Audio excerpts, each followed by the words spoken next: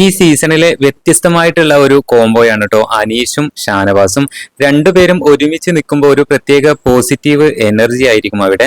അത് big boss തുടങ്ങിയ അന്ന് മുതൽ ഇന്ന് വരെയാണ് കേട്ടോ ആ കോംബോ നല്ല രീതിയിൽ തന്നെ മുമ്പോട്ട് പോകുന്നുണ്ട്.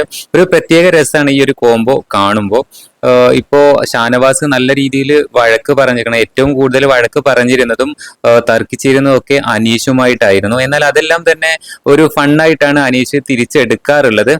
എന്നിരുന്നാൽ പോലും രണ്ടുപേരുടെയും ആ ഒരു കോംബോ ഇപ്പോൾ ഒന്നുകൂടെ മുറുകി വരുന്നതാണ് കേട്ടോ. ഇന്നിപ്പോ നമ്മുടെ റിയാസ് സലീം ഒരു ടാസ്ക് കൊടുത്തിരുന്നു, ഇഷ്ടമാണ് എന്ന് പറയിക്കാനായിട്ട്. അതൊക്കെ നല്ല രീതിയിൽ അനീഷ് ചെയ്യുന്നുണ്ട്.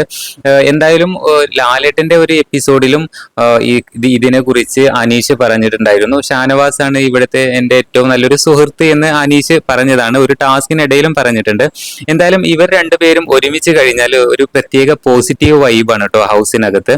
പിന്നെ ഏറ്റവും കൂടുതൽ ശ്രദ്ധിച്ചിരുന്ന ഒരു കാര്യം, ഷാനവാസ് അഗ്രസീവായിട്ട് പെരുമാറുന്ന സമയത്ത്, വഴക്ക് മുറുകുന്ന സമയത്ത് അനീഷ് പെട്ടെന്ന് കയറി അതിൽ ഇടപെടുന്നതും കാണാനായിട്ട് പറ്റും. എന്തായാലും നല്ലൊരു കോംബോയാണ് ഇവർ തമ്മിൽ.